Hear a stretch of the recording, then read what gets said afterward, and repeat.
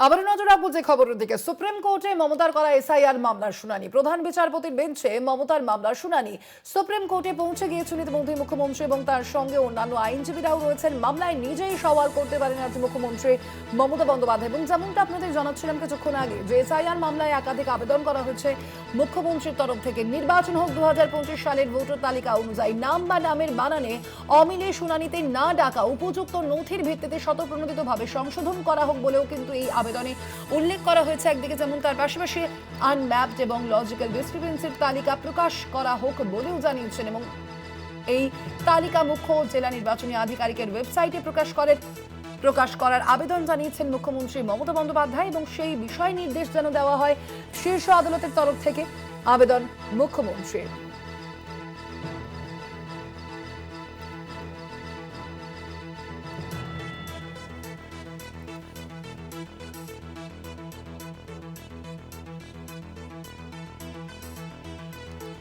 আদালত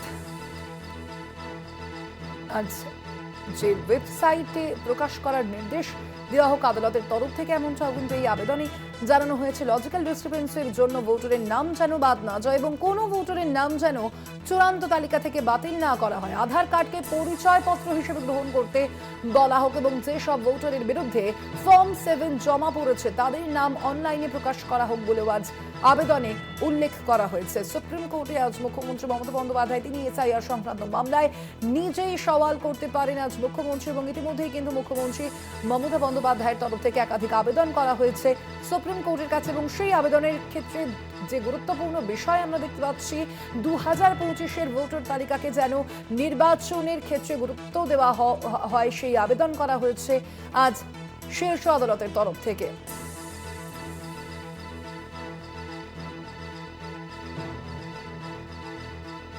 আর কিছুক্ষণ পরই এসআইআর মামলার শুনানি রয়েছে এবং সেই মামলার শুনানিতেই কিন্তু ইতিমধ্যেই একাধিক আবেদনও করা হয়েছে মুখ্যমন্ত্রী মমতা বন্দ্যোপাধ্যায়ের তরফ থেকে। ইতিমধ্যেই মুখ্যমন্ত্রী মমতা বন্দ্যোপাধ্যায় তিনি সুপ্রিম কোর্টে পৌঁছে গিয়েছেন, তার সঙ্গে অন্যান্য যে আইনজীবীরা সেই আইনজীবীরাও কিন্তু রয়েছেন একই সঙ্গে। আজ যে আবেদন সেই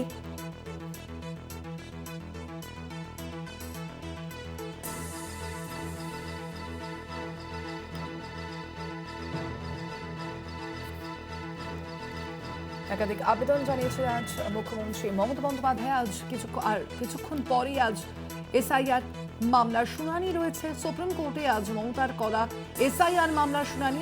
আপনারা জানেন ইতিমধ্যেই যে বর্তমানে দিল্লিতে রয়েছেন মুখ্যমন্ত্রী মমতা বন্দ্যোপাধ্যায় এবং আজ সুপ্রিম কোর্টে উপস্থিত থাকবেন মুখ্যমন্ত্রী মমতা বন্দ্যোপাধ্যায় স্বয়ং এবং একই সঙ্গে আজ সওয়াল করতে পারেন মুখ্যমন্ত্রী মমতা বন্দ্যোপাধ্যায়।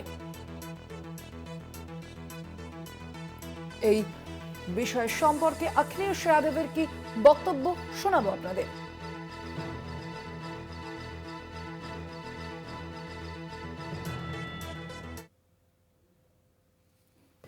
ममता बनर्जी जी पहुंची हैं। उन्होंने जो काला कोट पहना है भारतीय जनता पार्टी की काली करतूत के खिलाफ, और जनता को इसी तरह सामने आना पड़ेगा। ये व्यक्तिगत अधिकार की बात है। मत का छीनना आपका हक का छीनना। मत छीनेगा तो हक छीनेगा, और हक किस बात का?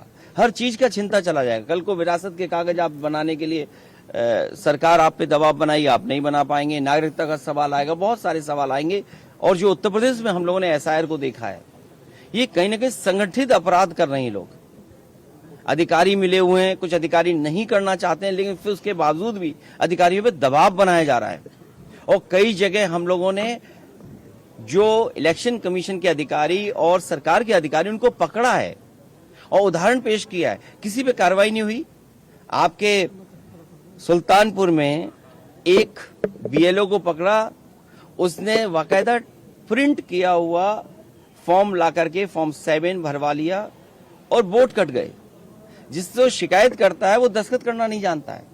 नंदलाल जिसका नाम जिसकी तरफ से फॉर्म भरा गया है वो अंगूठा मारता है। बीजेपी के लोगों ने दस्तखत मरवा दिए उससे। ये फॉर्म 7 जानबूझ करके किसी लखनऊ दिल्ली कहीं ऐसा इनका एक सेंटर बना है, कमांड सेंटर, जहां से फॉर्म भर करके जा रहे हैं, बस्ते की तरह डिस्ट्रीब्यूट हो रहे हैं और वोट कटवाए जा रहे हैं। तो अगर हम आपत्ति उठाते तो इलेक्शन कमीशन कोई जवाब ही नहीं दे रहा, किसी पे कार्रवाई नहीं कर रहा। लगता तो ये कि साठगांठ इतनी पक्की है कि भविष्य में हो सकता है इलेक्शन कमीशन में भी बिल्डिंग पे उनके भारतीय जनता पार्टी का झंडा लग जाए। আচ্ছা, এই বিষয় নিয়ে আমরা কথা বলবো। আমাদের সঙ্গে সরাসরি নিউজ রুম থেকে রয়েছেন আমাদের বিশেষ প্রতিনিধি দেবজ্যোতি ঘোষ। দেবজ্যোতি, এই যে বিষয়টা জানতে চাইবো, অবশ্যই আজ সুপ্রিম কোর্টে মুখ্যমন্ত্রী মমতা বন্দ্যোপাধ্যায় খুদ সওয়াল করতে পারেন এবং 2026-এর বিধানসভা নির্বাচনের আগে এসআইআর আবহে এই বিষয়টি, এই ঘটনা কতটা তাৎপর্যপূর্ণ, আবারও তাকে আইনজীবীর ভূমিকায় দেখা যাবে? দেখো স্বর্ণালী, ভারতবর্ষের রাজনৈতিক ইতিহাসে একটা অত্যন্ত গুরুত্বপূর্ণ একটা মুহূর্ত আর কিছুক্ষণের মধ্যেই হয়তো প্রত্যক্ষ করবে ভারতবাসী। রাজ্যের মুখ্যমন্ত্রী মমতা বন্দ্যোপাধ্যায় হয়তো আইনজীবীর পোশাকে আদালতে সওয়াল করতে পারেন, কারণ গত কয়েকদিন ধরে রাজ্যের মুখ্যমন্ত্রী মমতা বন্দ্যোপাধ্যায় এসআইআর ইস্যুতে দিল্লিতে একাধিক আন্দোলন করেছেন। তৃণমূল কংগ্রেসের নেত্রী মমতা বন্দ্যোপাধ্যায় ও অভিষেক বন্দ্যোপাধ্যায় অভিযোগ করেছেন যে ভারতীয় জনতা পার্টি পোষিত দিল্লি পুলিশ যেভাবে তৃণমূল কংগ্রেসের কর্মী এবং সহনাগরিক যারা এসআইআর আতঙ্কে মৃত্যু হয়েছে তাদের পরিবার এবং যাদের ভোটার লিস্টে বৈধ ভোটার হওয়া সত্ত্বেও নাম নেই, তাদের নিয়ে তিনি নির্বাচন কমিশনারের দ্বারস্থ হতে গেছিলেন। সেখানে দিল্লি পুলিশ দেখিয়েছেন তাদের লাঠির অহংকার। দিল্লি পুলিশ সেখানে কার্যত গুন্ডামি করেছে। সেই জায়গাতে মমতা বন্দ্যোপাধ্যায় গত কয়েকদিন ধরেই এসআইআর নিয়ে তীব্র কটাক্ষ করছিলেন ভারতীয় জনতা পার্টি এবং জাতীয় নির্বাচন কমিশনারকে। জাতীয় নির্বাচন কমিশনারের নাম না বলে মমতা বন্দ্যোপাধ্যায় তাকে নির্যাতন কমিশন বলে আক্রমণ করেছেন। আজকে একটা অত্যন্ত রাজনৈতিকভাবে গুরুত্বপূর্ণ, রাজ্যের মুখ্যমন্ত্রী হয়তো ঠিকঠাক চললে আর কিছুক্ষণের মধ্যেই আদালতে একেবারে আইনজীবীর পোশাকে তাকে দেখা যাবে। ভারতবর্ষ প্রত্যক্ষ করবে রাজ্যের মুখ্যমন্ত্রী মমতা বন্দ্যোপাধ্যায় আইনজীবী হিসেবে কী ভূমিকা নেন।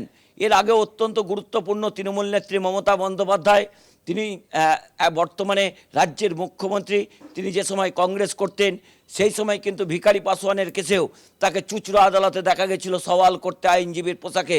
তারপর বহুদিন অতিক্রান্ত রাজনৈতিকভাবে মমতা বন্দ্যোপাধ্যায় নতুন দল তৈরি করেছেন এবং আজকে রাজ্যের তিনি মুখ্যমন্ত্রী, এবং সেই জায়গাতেই আজকে সুপ্রিম কোর্টের একজন রাজ্যের মুখ্যমন্ত্রী হয়ে তাদের যে আইনজীবীরা রয়েছেন তাদের সঙ্গে একসাথে সওয়াল করবেন।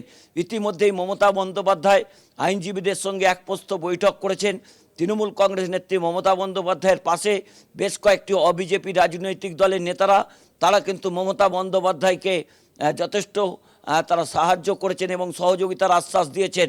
অন্যদিকে ইমপিচমেন্টের যে প্রস্তাব তিনি আনতে চলেছেন বলে সূত্র মারফত জানা যাচ্ছে এবং মমতা বন্দ্যোপাধ্যায় তা সংবাদ মাধ্যম তিনি প্রকাশ করেছেন। সেই জায়গাতে অভিষেক বন্দ্যোপাধ্যায়কে দায়িত্ব দেওয়া হয়েছে যে 100-র বেশি যে সাংসদের সই লাগবে, সেই জায়গাতে অভিষেক বন্দ্যোপাধ্যায় দায়িত্ব নিয়েছেন। বিভিন্ন অবিজেপির যে রাজনৈতিক দলগুলি রয়েছে তাদের সাংসদের সঙ্গে তাদের নেতৃত্বের সঙ্গে কথা বলছেন। সেই জায়গাতে একটা গুরুত্বপূর্ণ সন্ধিক্ষণ, হয়তো আর কিছুক্ষণের মধ্যেই রাজ্যের মুখ্যমন্ত্রী মমতা বন্দ্যোপাধ্যায়কে নতুন বেছে দেখা যাবে সুপ্রিম কোর্টে, যা অত্যন্ত ভারতবর্ষের রাজনীতিতে একটি নজিরবিহীন ঘটনা হতে চলেছে।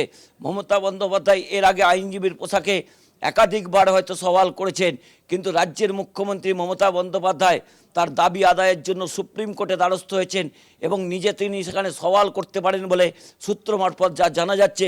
যদি কার্যত সেই ঘটনা ঘটে তা ভারতবর্ষের রাজনীতিতে অত্যন্ত গুরুত্বপূর্ণ। গত কয়েকদিন ধরেই দিল্লিতে মমতা বন্দ্যোপাধ্যায় যেভাবে রাজনৈতিক আন্দোলন করেছেন এবং যেভাবে তিনি এসআইআরের আবহে এ রাজ্যের বেশ কয়েকজন সহনাগরিককে নিয়ে গেছেন বৈধ ভোটার হওয়া সত্ত্বেও, তাদের ওপর যে অত্যাচার হয়েছে, তাদের দুধ কিনতে দেওয়া হয়নি, ওষুধ কিনতে দেওয়া হয়নি, বঙ্গভবন কার্যত দিল্লি পুলিশ দখল করে রেখেছিল।